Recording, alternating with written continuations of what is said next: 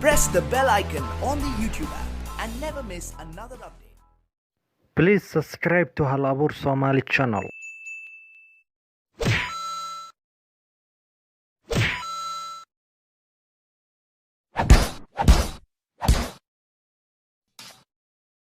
waxaa jira shaqaale lagu magacaabo Axmed wuxuu ka shaqayn jiray guri lamaane iyo ayeeyo iyo awoowe ku nool yihiin caruur yaryar waxaa lagu oran jiray gacmahaada dhaq mar walba cuntada noo diyaarinaysid mar walba Shamso wuxuu ku dhihi jiray kaala cuntada fiiri inay macaan tahay inay cusbo leedahay Shamsana waxay ku tiri dee waan ku aaminsanahay oo ninka cuntada karinaya tahay waqtina uu nagu socdaa dad martina way noo soo dhaween dhaqso balniyo Shamso waxay tiri war Axmed oo dhaqso balniyo dad martiya noo soo socdo cunto badan lagaga baahan yahay Axmedna wuxuu yiri ovenka halaysan cuntadii waxaan ku diyaarin lahaa Shamsana way naxday sababtoo waxay isdhaada ovenkeyga ma halaysneen ayaa haleeyay si kadisa Shamso waxay aragtay ninka qolkeeda ku sii socda waxay ku tiri igaraal noqo xagee u socotaa waryahay shaqaalayo xunka markaas wuxuu yiri dharkan soo bedelan ani kuma qanacsanay inaa qolkeyga gasho ee qolka shaqaalaha wakaas orgal wuxuu yiri waqti badan ma qaadanaa waan soo baxayaa isug albaabkiina isku xiray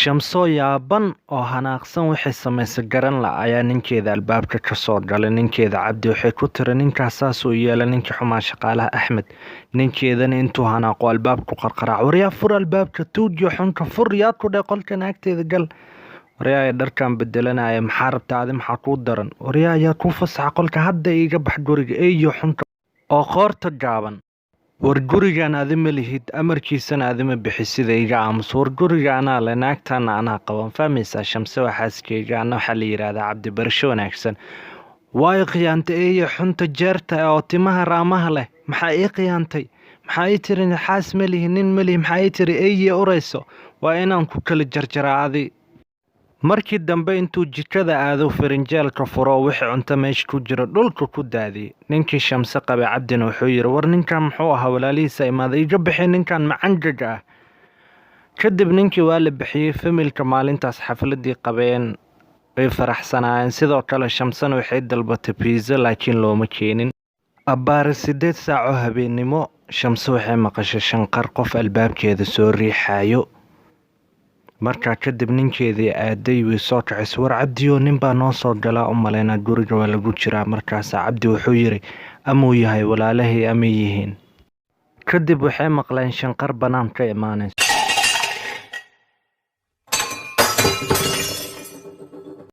911 wax Shamso ana gurigan ka baarbaaraya ninkeedoo taleefanka soo bixinaya ayaa waxay maqashay Shamso ku aawe waan ku jeclahay ninkeedana naxdin wuxuu ahaa ninka shaqaalaha waxsaas dhahayab ninkan shaqaalahan wuxuu ahaa dhar la'aan intuu soo ordo wuxuu yiri Shamso waa jeclahay waryaa admo waalanta ma madaxa lagaaga jiraa maxaa rabtaa inaan qoorta kaasi waxay qoorta gaabano la mooday inay dhashanaad uur 9 bilood ku dhalin oo 6 bilood ku dhashay waryahay anaan Shamso jecel fahmaysaa waana inaa helaa Shamso kadib booliisa la wacay ninkan kibirka weelasha dhan u jijiyay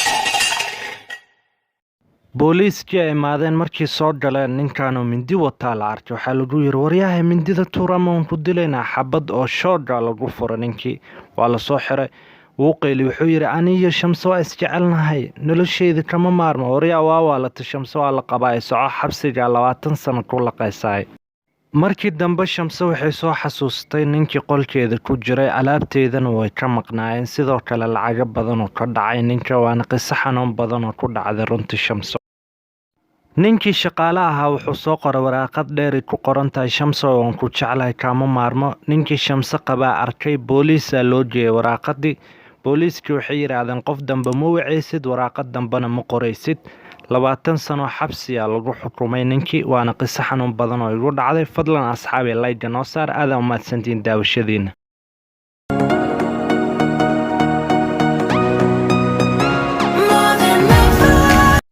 hal maalin waxa aadna dalxiis anay saaxiibtay waan iska baashaaleynay gaari weyn wadanay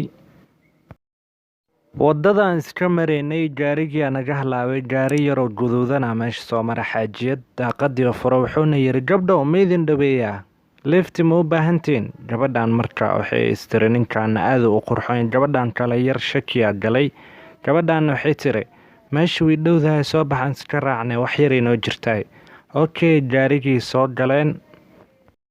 ninkii gaarigii wadaa wuxuu ku yidhi gadaal gala gadaal, hore ma geli kartaan sababtoo ah dadaa ii soo socday. gabdhihii shakiyaa galay, gadaalay fariisteen, waxayba arkeenba xarig meesha yaala. ninka dilaayuu ahaa, gabadhana waxay wadatay kabo sportis ah, naxdinna way ku jirta runtii.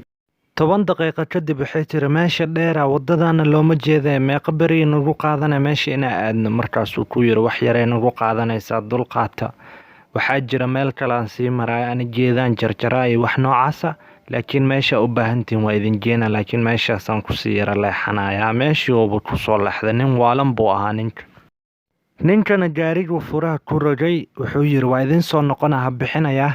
gabdhiina naxdin waxay sameeyaan garan waayeen. gabadhan kaloo yarna waxay tiri ani ninkan shakiyaaba ka qabaa, wuuna afduuban rabaa. wax samee saaxiibey, wax samee, ninkan waa tuug walaahi, gabdhuu afduubta u maleyna, muxuu meesha noogu dejiye cidlada. gabdhiina gaarigii ka soo baxeen. gabadhan weynna gabar aqli badanay ahayd, waxay tiri ninkan hadduu nin fiican ya meesha mar horewna geen lahaa, ninkan shakiya ka qabaa. gaarigii aaday, gadaal albaabkii furfurtay. gabadhi kalena waxay tiri naa inaan ku fiiro maa rabtaa, gaariga maxaa ka rabtaa, maalantahay gaariga dadow. naxdin waxayba aragtaba ninkanoo meesha ugu jiro faaskana dhiiguu lahaa. naxdin waxay dhaheen faaskanuu rabaa miya inuu nagu dilo duqa. gabadhi yareedna waxay tiri saan xal noomaa, ninkan wuuna dili rabaaye, soo bax balaan dhowmanay, keymahaasaan ku dhowmanaynaa, soo carar. kadib keymihii soo galeen. gabdho aqli badanay ahaayeen, waqti badanay ku qaadatay xaafadda inay aadaan, runtii wayna daaleen. markii dambe magaaladay imaadeen, waxayba arkeenba gaarigii oo meesha yaala. naxdin waxay isdhaheen gaarigan suu ku imaada meesha, daaqadii ka fiiriyeen, qofnana muu ku jirin, gaariga cidluu ahaa. gabadhi kale waxay tiri booliisa wacna, waxay tiri meesha network ma lahan, waxa ma lahan, teleefon ma diri kartid, wax walba waa cancel, guri xataa meeshan kama agdhowa. maxaa sameynaa hadda, xaafadii see u aadna, gaarigeenana meel fog buu yaalaay. gabdhihiina waxay yidhaahdeen meeshaanaan ku sugeynaa, duqaynuu nooga horeeyaa macquula. habeenayna noqotay. markii dambe waxay maqleen shanqar gaarigoo lagu jiro gow. duqiyana kasoo dhexbaxay, meeluu fiirfiiriyey, keemiyuu fiirfiiriyey, wuxuu ka waayay. kadib gaarigiisuu ku noqday. markuu saan u noqday, gabdhihiina way soo carareen, jaanisay heleen.